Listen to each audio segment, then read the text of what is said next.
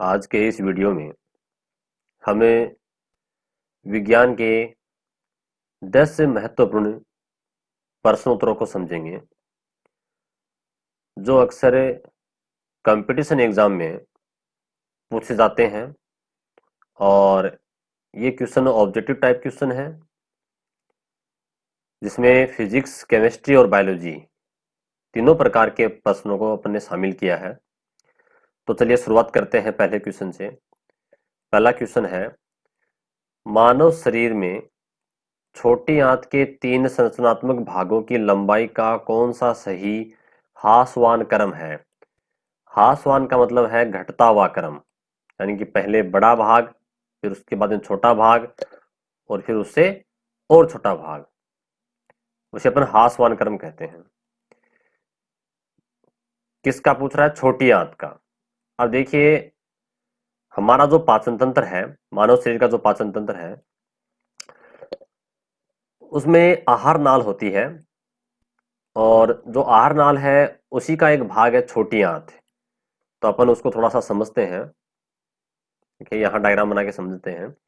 जैसे मुख से शुरू होता है, ठीक है, उसके बाद में यहाँ आमाशय, और आमाशय के बाद में यहाँ छोटी आंत शुरू होती है। छोटी आंत का जो ये भाग, यहाँ से यहाँ तक जो भाग है, ये ग्रहणी कहलाता है।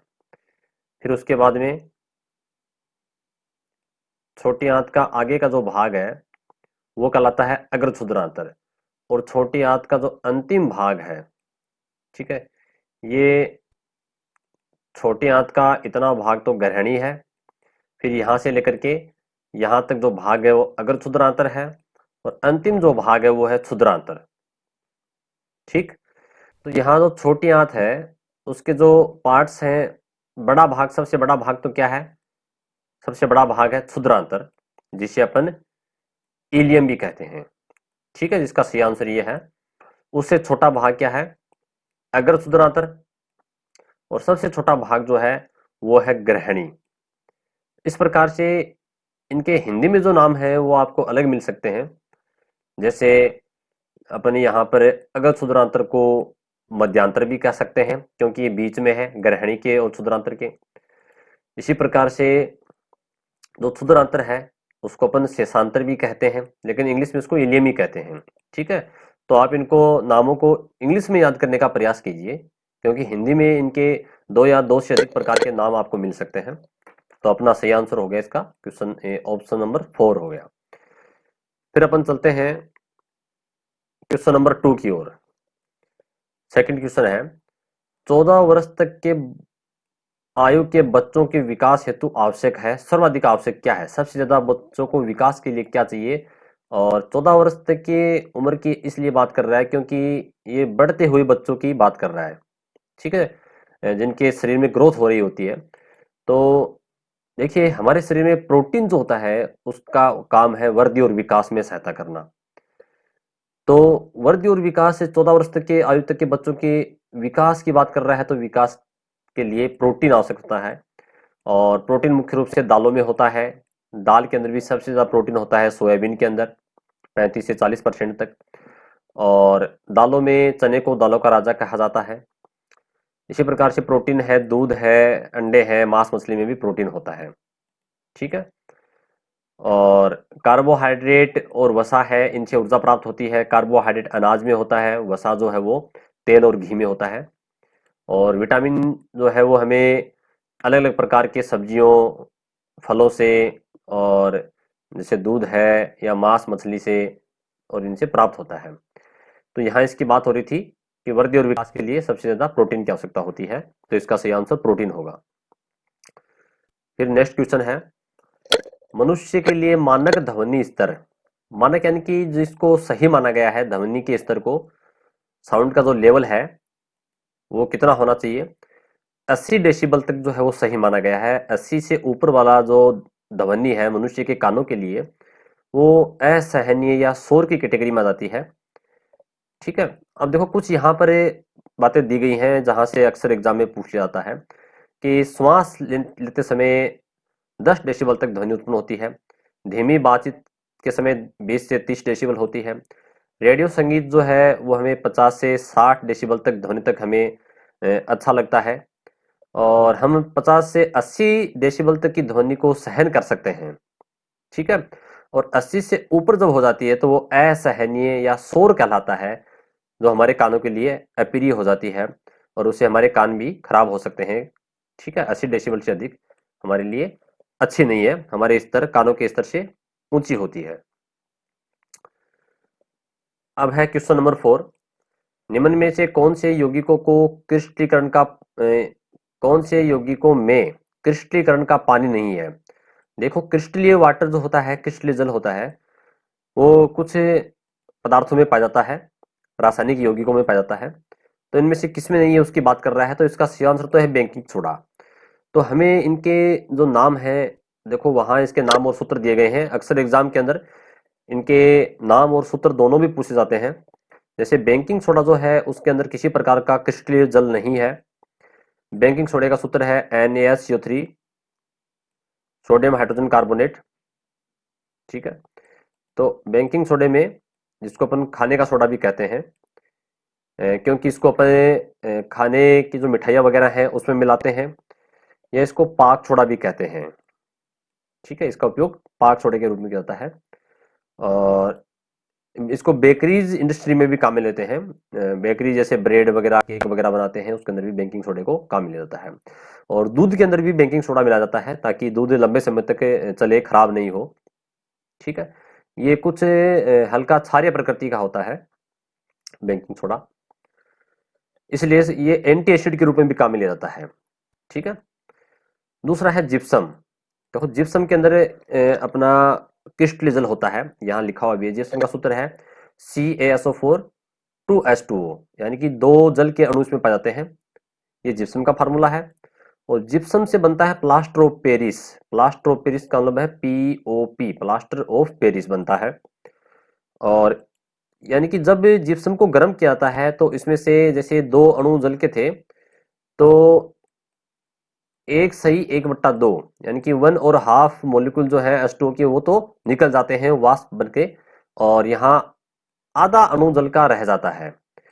तो प्लास्टर ऑफ पेरिस के अंदर भी क्रिस्टलीय वाटर होता है, और कितना होता है? आधा मॉलिक्यूल होता है पानी का, जल का आधा अणु होता है, 1/2 का मतलब आधा। ठीक है, इसी प्रकार से वॉशिंग सोडा, वॉशिंग सोडा जिसको अपन धोने का सोडा भी कहते हैं। ठीक है, वॉशिंग सोडा या धोने का सोडा, इसका फॉर्मूला है Na2CO3 10H2O। इसमें जल के 10 अणु पाए जाते हैं। और चौथा ऑप्शन था अपना कॉपर सल्फेट, जिसको नीला थोथा भी कहते हैं लोकल लैंग्वेज में, नीला थोथा।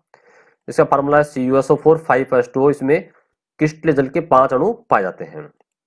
ठीक है, तो इस प्रकार से हमने क्रिस्टलीय जल के बारे में समझा कि यौगिकों में किस किस में होते हैं। अब क्वेश्चन नंबर 5 जो है वो है किसी मिश्र धातु का क्वेश्चन है, जो अक्सर एग्जाम्स में पूछे जाते हैं, कंपटीशन एग्जाम में, कि एक धातु यदि मरकरी है, अगर मिश्र धातु में एक धातु क्या है, मरकरी है, मरकरी यानी कि पारा या पारद भी कहते हैं इसको, तो वह धातु क्या कहलाएगी? तो उसे अपन अमलगम कहेंगे। क्या कहेंगे उसको? अपन अमलगम कहेंगे। अगर दो या दो से अधिक धातुएं मिलती हैं तो उसे अपन मिश्र धातु कहते हैं। परंतु यदि किसी धातु के साथ में अपन ने मरकरी को मिला दिया साथ में, तो उस समय वो कहलाती है अमलगम। इसके और ऑप्शन दे रखे हैं, कांसा, सोल्डर वायर, ठीक है, और पीतल। तो इनमें क्या होता है वो भी अपने नीचे यहाँ पर इसके दिए गए हैं। पहला जो ऑप्शन था वो है मिश्र धातु में एक धातु यदि पारद हो, पारद यानी कि मरकरी, जिसका प्रतीक चिन्ह होता है Hg, ठीक है, मरकरी हो, तो उसे अमलगम कहते हैं। कांसा, यहां से भी अक्सर एग्जाम में क्वेश्चन आते हैं। कांसा बना होता है कॉपर प्लस Sn, Sn यानी कि टिन, ठीक है, टिन को कहते हैं। सोल्डर वायर या टांका जो होता है, जो कि इलेक्ट्रिकल उपकरणों में तारों को, वायर को जोड़ने के काम आता है, ये टिन प्लस लेड का बना होता है। लेड का मतलब है Pb, यानी कि शीशा, शीशा बोल दीजिए, Pb लेड बोल दीजिए, एक ही बात है। और पीतल के अंदर होता है कॉपर प्लस जिंक, जिंक बोल दीजिए, जस्ता बोल दीजिए, एक ही बात है। ठीक है, इस प्रकार से अपने मिश्र धातु पढ़ी, यह भी इंपॉर्टेंट है। और क्वेश्चन नंबर 6 जो है वो केमिस्ट्री का क्वेश्चन है, किस समूह में सभी संश्लेषित रेशे हैं?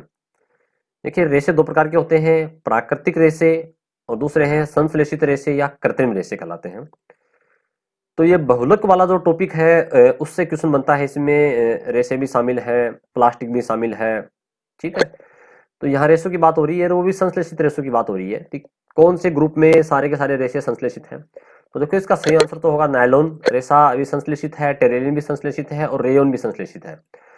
दूसरे ऑप्शन में जो एक्रिलिक है यह संश्लेषित है, परंतु रेशम संश्लेषित नहीं है, रेशम प्राकृतिक है जो कि रेशम कीट से प्राप्त होता है जिसका नाम है बॉम्बिक्स मोराई। और ऊन भी अपने भेड़ से या कुछ अन्य जंतुओं से प्राप्त होती है, तो ऊन भी प्राकृतिक रेशा है। तीसरे ऑप्शन में जैसे कपास है, कपास भी एक पौधे से प्राप्त होता है जिसको कपास का पौधा या रुई का पौधा कहते हैं, और जिसका नाम है गोसिपियम, और बहुत सारी स्पीशीज होती हैं उसकी, तो कपास भी एक प्राकृतिक रेशा है। और इसी प्रकार से चौथा ऑप्शन दे रखा है पीवीसी, पॉलीथीन और बेकेलाइट। देखिए ये प्लास्टिक है, ठीक है तो ये संश्लेषित प्लास्टिक, परंतु ये यहाँ रेशो की बात कर रहा था, ठीक है, और ये क्या है प्लास्टिक, तो इसका सही आंसर तो क्या होगा ये, ठीक है। और पीवीसी, पॉलीथीन और बेकेलाइट जो है ये प्लास्टिक के एग्जाम्पल हैं, ये रेशो के एग्जाम्पल नहीं है, तो ये ऑप्शन तो अपने आप कट हो गया। अब देखो यहाँ इनमें से क्वेश्चन कई बार ये बन जाते हैं कि नायलॉन जो है वो किससे बनता है, टेरिलिन किससे बनता है, रेयोन किससे बनता है और एक्रिलिन ये किससे बनता है। थोड़ा सा इनके बारे में और देख लेते हैं अपन डीपली।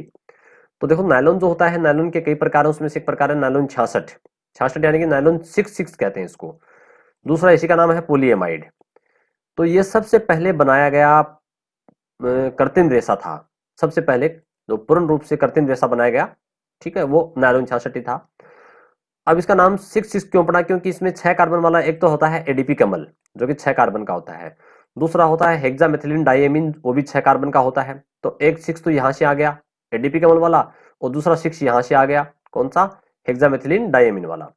तो यहाँ नायलॉन 6 का मतलब है यानी कि 6 कार्बन वाला एडीपी कमल और 6 कार्बन वाला हेक्सामेथिलीन डाइएमीन मिलकर के इसको बनाते हैं।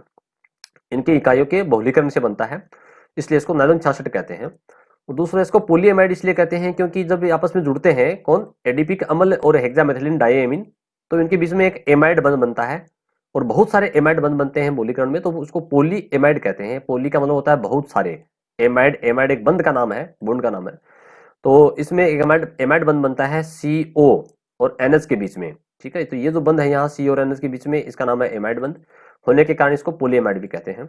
और इसका यूज जो है, उपयोग है दैनिक जीवन में, वो पैराशूट बनाने में, रस्से, ब्रश वगैरह, कपड़े, मशीनों में गियर, बेरिंग, मोजे जिसको अपन जुराब भी कहते हैं, तंबू है, स्लीपिंग बैग है, ठीक है, पर्दे हैं, सीट बेल्ट है आदि सब इसी से बने होते हैं। दूसरा इसी में ऑप्शन था अपना पोलिस्टर। पोलिस्टर को टेरिलिन भी कहते हैं या डेक्रोन भी कहते हैं या PAT भी कहते हैं। देखो इसमें बहुत सारे नाम हैं, अक्सर एग्जाम में कोई भी एक नाम आता है और हम कंफ्यूज हो जाते हैं, तो मैंने यहाँ सभी नाम इसके एक साथ लिख दिए, ठीक है। पोलिएस्टर यानी कि इसमें एस्टर बॉन्ड होता है, बहुत सारे एस्टर बॉन्ड बनते हैं इसलिए उसका नाम पड़ गया पोलिएस्टर या टेरिलिन, ठीक है। डेक्रोन भी कहते हैं इसको, या PET पोली एथिलीन टेरथेलेट भी कहते हैं इसको, ठीक है। PET का पूरा नाम भी कई बार एग्जाम में पूछा जाता है। तो इसका उपयोग कपड़े बनाने में होता है, जैसे टेरिलिन जो है अगर उसके साथ में अपन कॉटन मिला दें, कॉटन नहीं कपास को मिला दें, तो टेरिकोट बन जाएगा, टेरी प्लस कॉटन, यानी कि टेरी का मतलब क्या है टेरिलिन और कोट का मतलब कॉटन, तो टेरिकोट के कपड़े बनते हैं। टेरिकोट आपने नाम सुना होगा, टेरिकोट के कपड़े मार्केट में अपन आते हैं जिनको अपन पहनते भी हैं, यूज करते हैं। अगला एग्जाम्पल जो है वो पहले ऑप्शन में रेयोन दिया गया है। रेयोन एक प्रकार का कृत्रिम रेशम है, ठीक है। रेयोन को कृत्रिम रेशम भी कहते हैं। रेशम वैसे तो रेशम कीट से प्राप्त होता है, बॉम्बिक्स मोराई से प्राप्त होता है, परंतु रेयोन क्या है, कृत्रिम रेशम है, और इसे प्राकृतिक बहुलक से बनाते हैं, ठीक है। इसको बनाते किससे हैं, प्राकृतिक बहुलक से बनाते हैं इसको। और दूसरा ऑप्शन में था आर्लोन, जिसको कृत्रिम ऊन भी कहते हैं, या पॉली एक्रिलोनाइट्राइल यानी कि PAN, ये फुल फॉर्म आप जरूर याद कीजिएगा। ये प्लास्टिक के रेशे होते हैं, है तो ये रेशे ही, लेकिन किसके बने होते हैं, प्लास्टिक के बने होते हैं। जैसे स्वेटर बनाने में, बाथिक सूट बनाने में, तकिए और गद्दे के अंदर भराव में इसको काम में लिया जाता है। इस प्रकार से हमने ये ऑप्शन पढ़ा। और अगला क्वेश्चन जो है वो बायोलॉजी से है। रक्त से यूरिया अलग होती है। देखिए हम जब भोजन करते हैं तो हमारे भोजन में बहुत सारे नाइट्रोजन युक्त पदार्थ भी अपन खाते हैं, और वो नाइट्रोजन युक्त पदार्थ जो है अपने शरीर के अंदर अमोनिया बनाते हैं, और अमोनिया बहुत ही विषैली गैस है शरीर के लिए, इसलिए हमारा शरीर उस अमोनिया को यूरिया में कन्वर्ट कर देता है, ठीक है। और वो यूरिया कहाँ बनती है, वो यूरिया बनती है यकृत में। यूरिया कहाँ बनती है, देखो क्वेश्चन ये बनता है यूरिया का निर्माण कहाँ होता है, यकृत में होता है। यकृत को अपन अंग्रेजी में लीवर कहते हैं, ठीक है। लीवर या यकृत एक ही बात है। तो यूरिया का निर्माण तो होता है यकृत में और लीवर में। दूसरा फिर इसमें ये पूछ रहा है रक्त से यूरिया कब अलग होती है। अब हमारे जो अपशिष्ट पदार्थ हैं शरीर के अंदर, नाइट्रोजन युक्त अपशिष्ट पदार्थ, उनको शरीर से बाहर निकालना होता है, और यूरिया उसमें मुख्य रूप से एक मुख्य अपशिष्ट पदार्थ है, नाइट्रोजन युक्त अपशिष्ट पदार्थ, इसको शरीर से बाहर निकालना जरूरी है।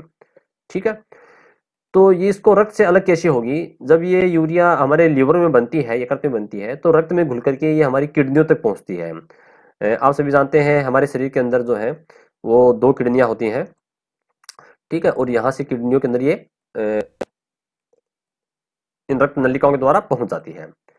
और किडनी के अंदर जो इकाइयां हैं, यूनिट हैं, वो होती हैं जिन्हें अपन नेफ्रॉन कहते हैं या हिंदी में व्रकाणु कहते हैं। ठीक है, इस प्रकार की स्ट्रक्चर होते हैं जो बना रहा हूं मैं यहाँ पर दोनों किडनियों के अंदर। तो ये जो स्ट्रक्चर यहाँ बनी है, ये वाली स्ट्रक्चर, इसको नेफ्रॉन कहते हैं। इसको अपन बाहर निकाले और बड़ा करके दिखाएं तो ये कुछ इस प्रकार से इसका डायग्राम बनता है। ठीक है, और यहाँ इसमें ये नेफ्रॉन की संरचना ऐसी होती है जिसको अपन हिंदी में व्रकाणु कहते हैं, और इसको अपन वर्ग की इकाई या क्रियात्मक या संरचनात्मक इकाई कहते हैं, यूनिट कहते हैं, क्योंकि यहाँ इसका ये जो भाग है, पेलेनुमा भाग आप देख पा रहे हैं, इसका नाम है बोमन संपुट। इसमें क्या होता है, जो लीवर से रक्त इसमें किडनी में आया है वो पहले इस बोमन संपुट में यहाँ पहुंचेगा, और यहाँ एक केशिकाओं का गुच्छ होता है इसका, तो उसे कहते हैं ग्लोमेरुलस। उसके बोमन संपुट में छोटे छोटे सूक्ष्म छिद्र होते हैं, वहां से छन करके यूरिया इस भाग में आ जाएगा। बोमन संपुट से कहा जाएगा, यानी कि रक्त के अंदर यह यूरिया घुली हुई थी और वो रक्त से होते हुए कहाँ पहुंच गई, यानी कि रक्त में यहाँ से होती हुई वो बोमन संपुट में पहुंचती है। और बोमन संपुट के अंदर रक्त तो वापस चला जाएगा, और यूरिया और उसके साथ में जल, कुछ खनिज लवण, ठीक है, वो यहाँ सारे यहाँ पहुंच जाते हैं बोमन संपुट में। तो रक्त से यूरिया जो अलग होती है वो बोमन संपुट में ही अलग हो जाती है। उसके बाद में यहाँ ये जो भाग है समीपस्थ कुंडलित नलिका, इस भाग से जल का अवशोषण कर लिया जाएगा, ग्लूकोज का अवशोषण कर लिया जाएगा, और ये जो नलिका दिख रही है इधर वाला भाग, इसे कहते हैं दूरस्थ कुंडलित नलिका। यहाँ से खनिज लवणों का अवशोषण कर लिया जाएगा, जैसे सोडियम है, पोटेशियम है, क्लोरीन है। ठीक है, और उसके बाद में जो अंतिम जो चीज बच जाती है वो इसमें है मुख्य रूप से मूत्र, और वो मूत्र जो है वो मूत्राशय में चला जाता है यहाँ से, यानी कि यहाँ से निकल करके इधर से, और मूत्राशय में, और मूत्राशय से बाहर निकाल दिया जाता है। तो इस प्रकार से यहाँ पर रक्त से यूरिया जो अलग होती है वो होती है किससे, बोमन संपुट से। चलिए फिर क्वेश्चन नंबर 8 पे चलते हैं अपन। फिजिक्स का क्वेश्चन है, क्वेश्चन नंबर 8। 10 केजी की वस्तु, देखो 10 केजी यहाँ पर इस किसी वस्तु का द्रव्यमान है, द्रव्यमान का मात्रक होता है अपना केजी। 5 मीटर प्रति सेकंड की गति, इसकी गति जो है स्पीड है वो 5 मीटर प्रति सेकंड। ठीक है, मीटर पर सेकंड की गति से गतिमान है। कोई वस्तु है जिसका द्रव्यमान कितना है 10 केजी, और वो 5 मीटर प्रति सेकंड के वेग से गतिमान है, तो वस्तु की गतिज ऊर्जा ज्ञात कीजिए। देखिए ऊर्जा का टॉपिक है, कार्य का टॉपिक है, बल का टॉपिक है, शक्ति का टॉपिक है, वहां से अक्सर कंपटीशन एग्जाम में क्वेश्चन आते हैं न्यूमेरिकल टाइप के। ठीक है, तो हमें पहले इनके सूत्र याद होने चाहिए। जैसे गतिज ऊर्जा का जो सूत्र है, फार्मूला, वो होता है के ई, यानी कि काइनेटिक एनर्जी। गतिज ऊर्जा is equal to 1/2 mv square. M यहाँ पर क्या है, मास, मास यानी कि द्रव्यमान। ठीक है, 10 केजी, यहाँ पर 1/2 m का मान रख दिया अपने 10 केजी। और v का मतलब है यहाँ पर इसका वेग। ठीक है, वेग कितना है, मीटर, 5 मीटर प्रति सेकंड, तो यहाँ पर अपने कर दिया 5। ठीक है, v का मान 5 रख दिया, और v का स्क्वायर है तो अपन ने इसका स्क्वायर कर दिया, तो 5 का स्क्वायर होता है 5 × 5 यानी 25। ठीक है, और ये 2 से अपन 10 को इसको डिवाइड करेंगे या काटेंगे तो ये भी 5 हो जाएगा, 25 को 5 से गुणा करेंगे तो 125 आ जाएगा। और जो ऊर्जा है उसका मात्रक होता है जूल, तो इसका आंसर क्या हो गया, 125 जूल हो गया। तो इस प्रकार से हमने न्यूमेरिकल टाइप का क्वेश्चन देखा। दूसरा जो फिजिक्स का क्वेश्चन है, अगला क्वेश्चन ये भी, आपतित किरण परावर्तित किरण के बीच का कोण 80 डिग्री है, तो आपतन कोण का मान कितना होगा। देखिए प्रकाश वाले टॉपिक से संबंधित है, और प्रकाश का एक टॉपिक है अपना परावर्तन। ठीक है, उसका टॉपिक है ये जैसे मान लीजिए कोई समतल दर्पण है। ठीक है, दर्पण क्या होता है, एक प्रकार का कांच ही है, और उसकी एक सतह पे अपन ने पॉलिश कर दी। ये पीछे मैं जो लाइन खींच रहा हूँ ये एक प्रकार से पॉलिश की गई है। ये पॉलिश होती है, इसे कहते हैं रजत पॉलिश। रजत यानी चांदी पॉलिश। चांदी का मतलब क्या है यहाँ पर, ये इसमें AgNO3 होता है, सिल्वर नाइट्रेट की पॉलिश होती है। ठीक है, AgNO3 सिल्वर नाइट्रेट, इसको अपन सिल्वर को कहते हैं रजत। चांदी, चांदी का पर्यायवाची होता है रजत। ठीक है, या निकल की पॉलिश भी की जाती है, इसमें निकल भी मिलाया जाता है। तो अब ये बन गया दर्पण। अब देखो इसमें अपन ने एक अविलंब डाल दिया, ये अविलंब है।